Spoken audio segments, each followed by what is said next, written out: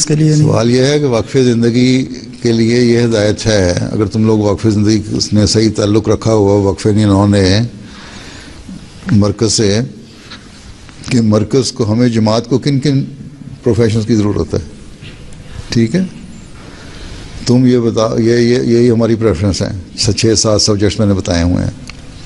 उसके अलावा अगर करना चाहते हो अपने इंटरेस्ट की बात, तो इजाज़त लेके ख़त लिखो, मुझे ख़त लिखो और भी इजाज़त लेके कि मेरा ये इंटरेस्ट है, मैं जा सकता हूँ। कई बातों को मैंने आर्म फोर्सेस में या पुलिस में जाने की इजाज़त दी है वाक़फ़ीना नौ को।